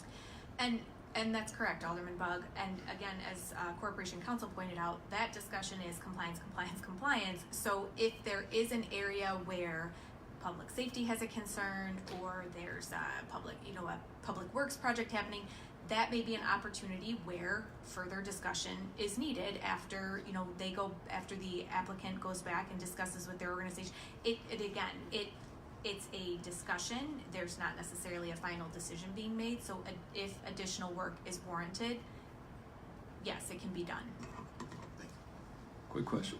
Alderman Lofton. So if it's gonna come to GO committee for a report, I guess my question would be, why wouldn't we just discuss it and approve it? I mean, what's the point of doing it? It would be very similar to how, this is a weird place to put it. It would be very similar to how a number of events now are done, and again, that speaks to the inconsistent nature of the current process, is there are some events that are information only. There are some events that are discussed and they stop. It runs the gamut. So essentially, it would follow a current process. It would follow one of our current special event processes in the sense that it would be information only. The difference is it could be called out on the committee of the whole agenda if that's something that the council decides they want, is to read through the titles of the individual events. So it is mirroring one of the many current special events processes that we currently utilize. So essentially it is. It's just we have so many at this time. I think pretty much every alderman that is alderman. I just have a question for you, Ms. Boyd. If we're trying to compress the process, improve the process, what's the advantage of adding 2 weeks to that process by bringing it to COW and to City Council if we have the ability to talk to you before it even gets to GO and then provide input as well and to get your feedback also on this proposed process under 41.5? Sure. So the difference is that, again, when using the information only example that Alderman Lofshe just brought up, by the time it goes to the Government Operations Committee, the approval process is complete, and it will be a report out on the approved event. By it going to Committee of the Whole, because GO Committee is limited to 3 people, that provides the other aldermen involved, if they have questions or if they feel that they'd like some information presented at Committee of the Whole, it's a second opportunity. So it doesn't stop the process. It just keeps people informed. Yes, but again, I don't feel you answered my question. How does that compress the process by adding 2 weeks at the end of it, considering that with this application process, we're reducing the time and everything needed for the applicant to understand what's going to happen? Sure. The report component is not tied to the approval. The approval has already been issued. The report is simply for information, so the event process will continue to proceed because it's been approved. So it doesn't slow it down. It's just extra information based on the feedback we've received. So it is in fact streamlined. So, but yet the information you receive, you also said you're open to receiving information from the alderman from beforehand, and we also have an opportunity to go to GO also as well to participate, correct, in this proposed process, correct? No. No. So where you participate is once the completed application is received, before staff discusses it, the alderman will receive it. You receive it before other people see it. You can provide feedback. That feedback is then taken to the meeting where the application is reviewed and discussed for compliance. At that point, the approval process may be issued unless there's further discussion warranted. So the approval could be there. The GO and the COW are simply for information. That's information. And if you had, let's say that you were interested in an event but you didn't have any concerns and you wanted to ask staff a question, that's an opportunity for you to do so. It's just for information and discussion. Because it just feels like you're providing layers of there's certain levels we can participate more, which is great. But if we have an opportunity to participate before it even gets to, or by the time it gets to GO, I just feel perhaps we're gonna create an undue burden by extending it for 2 weeks for the applicant, especially because from the start of this conversation here on the dais, it sounded like there's not much we can do to stop an event because all the due diligence is done by our legal counsel. Well, your And fee, then at that point, by providing extra steps and extending it for 2 weeks, I feel like maybe we're creating an opportunity for aldermen to extend themselves perhaps and have a statement that might be of callous disregard by continuing this process 2 more weeks. Giving us 2 or 3 opportunities to get involved as opposed to just one with staff and maybe even at the Government Operations Committee. well, again, the alderman's involvement is from the beginning, which is the big difference from the current process we've been utilizing. Yes, In and I have terms- no issue with that. Good. Yes, okay. So in terms of the GO and the COW, that is an extra opportunity for discussion, but it does not impede the approval or the approval of the permit. It will already be approved. So there are no extra layers, and I wanna tell you that the report that So will it's be. gonna be approved by staff before it even gets to GO committee? Correct. Oh, okay. Correct, and it's a report out information only. And if I come to you and I say, hey, I have a concern, I'd like to modify something in this application in regards to my community, and we have a disagreement, you'll have the ultimate say, and I will have no appeal process, or my residents won't have an appeal process like they have now to go in front of the GO committee to make their, to state their concern. The concerns can always be voiced. Currently, right now, there is no appeal process for the constituents or the applicants. So this would provide that process, and you can still communicate with staff. Those issues can come up at the meeting, and discussions can still be had.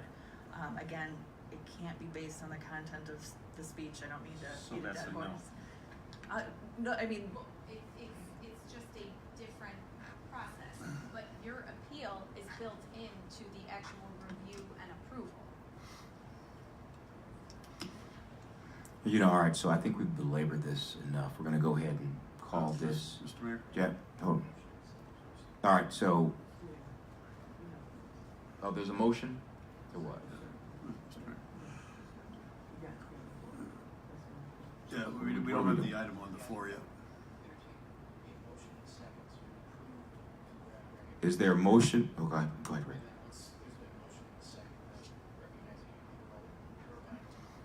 All right.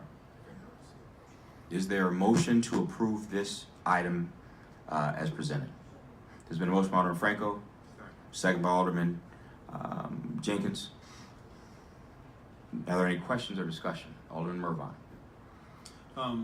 I appreciate, all the work that's gone into this, okay? And as you can see, I mean, what we're dealing with, what you're dealing with are issues of legality along the way, okay? And I understand that we've not codified this up until this point. I think it's important to codify it and get it down as part of our code. And I think the changes to the process that are gonna take place are wonderful. I think we all agree that that's the most important part about this. Okay, but I mean, here we are. We're doing essentially everything else in this process that we did in the one before, and you're telling everybody that an alderman can come in and object to certain things, but there's no teeth in any of that. Okay, there's nothing. I'm not talking about a constitutional right issue here. Okay, I'm talking about issues that may come up otherwise and have come up over the years, and GO has helped to shape some of those things. Okay, and I think the issue the issue we really have to deal with is the whole issue of you can talk about sending this into GO and reporting on it, but and two, sending it then on to the COW agenda as well, but in each case, there's no teeth to the process that allows for something that just doesn't really meet the level of the sniff test, if you will, and needs to get changed, okay? And, you know, while we have in the past have had good relationships and good work done, you know, by Gina and her team at special events, okay, we also have to put this together for what's going to happen over a longer period of time. So what I'm suggesting is that you know, that we add more teeth to the process in part of it, which really will end up being less work than, you know, we've done in the past from that perspective. I think if you take a look at it, there's 4 different tiers, and doing the tier process, I think, helps the people that are interested in doing something here in the city. It helps them understand exactly what their requirements are and what they have to do. But I think it also helps to identify what is going to be something that is a larger, full-featured, fully engaging, you know, in the city type of event versus some of the ones that happen with a fair amount of regularity, okay? Like some of the fund runs at some of the churches and the schools and things like that. Okay?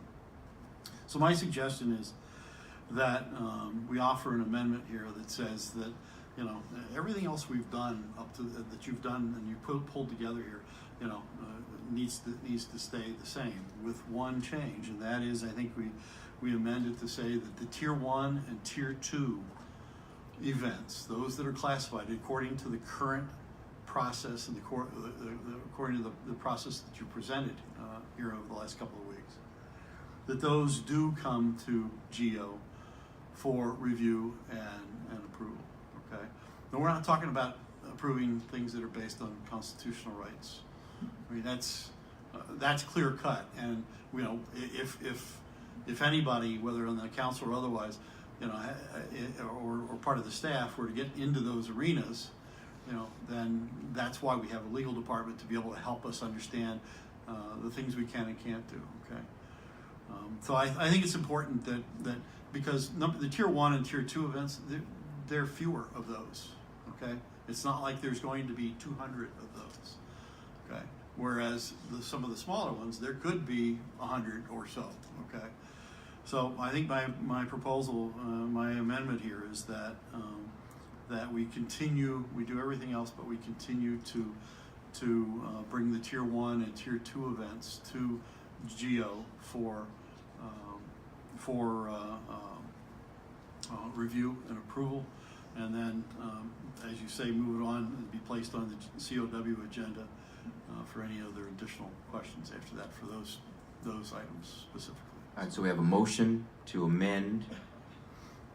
Rick, can you state what we're kind of put it in perspective so we know? To amend. Hold on, Rick Veenstra. Which Rick? Once we pick the Rick to answer the question, in something like this, it's inherently difficult to amend an ordinance like this on the fly. Do we know exactly where you want to make the changes? And tier 1 and tier 2. And can we reduce that to writing? I guess that's the question. So I mean, sections and line numbers and so on and so forth. I know when we had the issue with the budget earlier, it was a little bit easier to point to the different lines to change the numbers, but this is a little bit more. This may be a little bit more complicated to do on the fly. Do you want to take it and we come back to this later, or do you want to take it and how do you want to handle that? I mean, you're our legal counsel. Maybe the way to do this would be if you could describe the concept of what you want to do. And I think you have. And if there is a second and following discussion on that concept, assuming that were to pass, then we could take a pause. There is an executive session scheduled. We could potentially take it out of order and staff could draft the amendment. If not, if that motion fails, then we wouldn't go through the exercise of drafting the amendment. I think we know what the spirit of what it is you're looking to do is, but if there isn't support for is that clear, what I was looking to do? You're looking to take the Tier 2 1. largest tiers and have those go through the same or a similar legislative process through GO. That's correct. I think. All right, so when we'll draft exactly how it works, later. But What I would do is, if we get a second on. if we get a second, right? Mr. Mervine's, Alderman Mervine's concept, discuss the concept, and and then take a vote on the concept. Okay, let's And then we can do that. potentially So pass. right now, on the concept, we have a motion. I'll second it. There's been a second by Alderman Lofty, motion by Alderman Mervine. At this particular, all right, so clearly, voting yes will, Voting yes on this would be in support of the concept articulated by Alderman Mervine. I would recommend that after that vote be taken, assuming it were in the affirmative, the council would move into executive Okay. session and legal staff could prepare. and then voting no. Then it goes back to the underlying question. All right, so, all right. Yes, Judy. Alderman, any questions or concern? Any questions? We got Alderman O'Connor. It's O'Connor, Irvine's over there. Right, we got so we.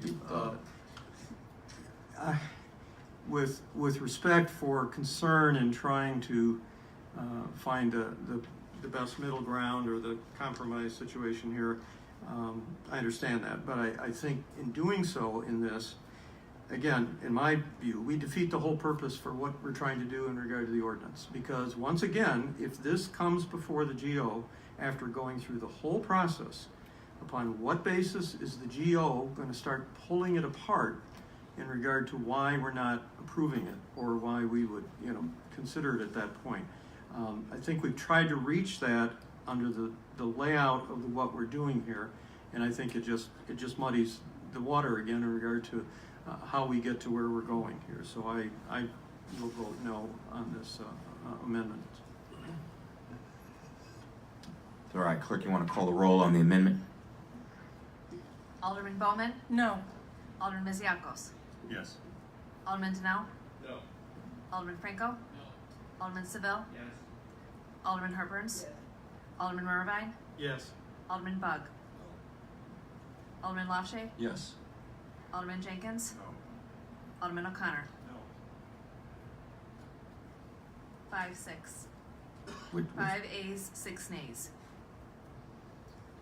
Then the concept is defeated, and then you can return to discussion on the underlying ordinance. All right, so let's go back to the underlying ordinance.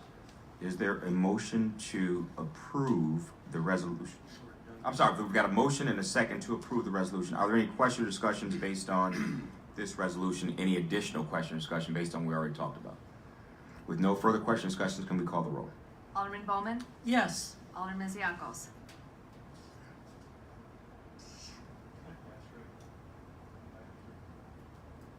Alderman Denell? Yes.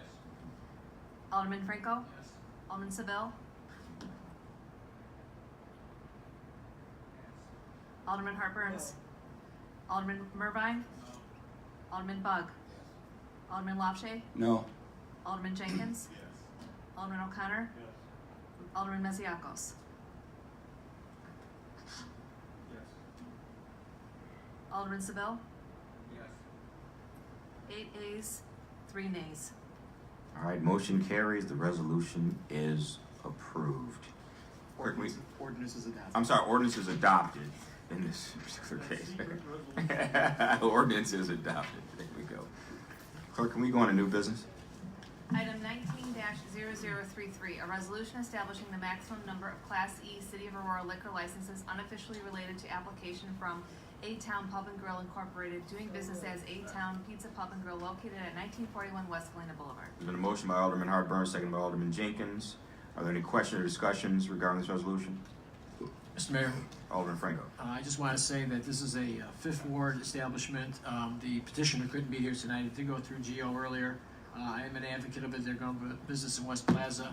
There was a little bit of urgency to do this because of some events coming up. The Super Bowl Sunday, want to try to get it open. So I would hope that the City Council vote yes on this. It's going in the old Brody's Pub. It's going to be a very similar establishment. Not a whole lot of changes there, but a couple of Aurora guys are trying to make that business work. So I would definitely be advocating on their behalf to get this done as quickly as we could. Point of order, Mr. Mayor, do we need at some point to take a motion to go into do new business?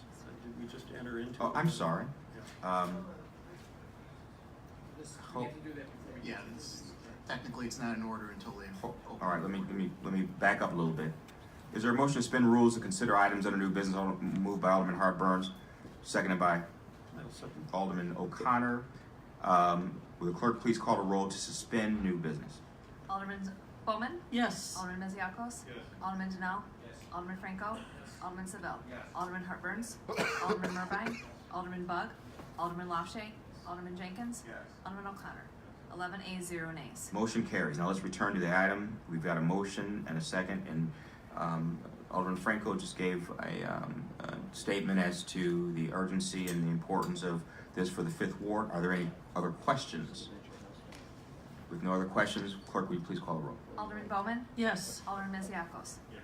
Alderman Denell. Yes. Alderman Franco.